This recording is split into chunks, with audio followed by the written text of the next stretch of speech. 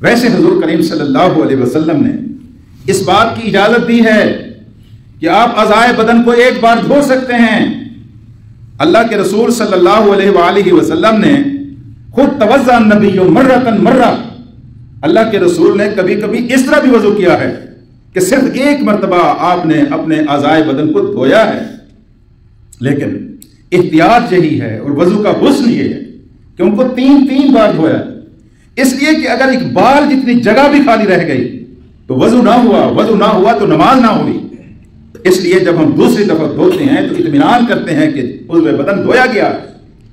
پھر بھی کوئی احتمال رہتا ہے، تیسری دفعہ دھو کر بالکل یقین حاصل ہو جاتا ہے کہ میں جس عضو بدن کو دھو رہا ہوں وہ سارا دھل گیا ہے۔ لیکن حضور کریم صلی اللہ علیہ وآلہ وسلم ایک سفر میں صحابہ کرام سے پیچھے رہ گئے، صحابی آگے چلے گئے اور حضور کریم صلی اللہ علیہ وسلم ان سے پیچھے رہ گئے۔ صحابہ کرام نے جس مقام پر پڑاؤ ڈالا،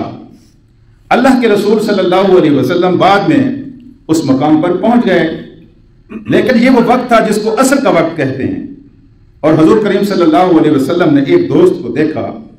کہ یہ سردی کا موسم تھا، اس نے سارا وضو ٹھیک کر لیا ہے، لیکن جب وہ پاؤں تک پہنچا ہے تو اس نے پاؤں دھونے کے بجائے پاؤں کے اوپر مسح کر لیا، یعنی اس نے پاؤں کو دھویا نہیں، صرف پاؤں کے اوپر ہاتھ پھیر لیے۔ اس موقع پر اللہ تبارک و تعالیٰ کے رسول نے ان کو مخاطب کر کے کہا ویل للعقاب من النار، ان لوگوں کے لیے تباہی ہے جو اپنی ایڑیوں کو خشک رکھتے ہیں، اپنی ایڑیوں کو خشک رکھتے ہیں۔ تو اشارہ کر دیا ہے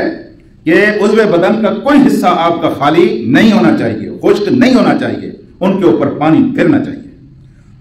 حضرات، آج کا دور ہے ہر وضو کے بعد ہم تولیہ استعمال کرتے ہیں، کیا اللہ کے رسول صلی اللہ علیہ وسلم کے زمانے میں تولیے کا استعمال تھا اور اس کو آپ نے جائز قرار دیا، یہ ناجائز ہے؟ یہ ایک سوال ہے۔ تو حضور کریم صلی اللہ علیہ وسلم کا معمول تھا جب آپ وضو فرماتے تھے تو وضو فرمانے کے بعد آپ نے ایک کپڑا رکھا ہوا تھا جس سے آپ اپنے منہ کو صاف کیا کرتے تھے۔ وہ کتنا قیمتی کپڑا تھا، اے کاش ہمیں مل جاتا، جس کو حضور کریم صلی اللہ علیہ وسلم کے جسم کا لگا ہوا پانی جس نے کئی بار چوسا تھا۔ لیکن حدیث کے لفظ ہیں توضأ النبی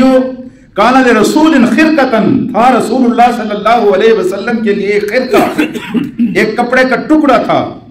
ينشف بها بعد الوضو، وضو کے بعد حضور کریم صلی اللہ علیہ وسلم اس سے اپنے رخسار مبارک کو صاف کیا کرتے تھے، اپنے جسم کو صاف کیا کرتے تھے۔ ایک سفر کے دوران، سفر یقیناً اللہ کے رسول کے ساتھیوں کے سفر، تجارت کے سفر کم ہیں، میں تو یہ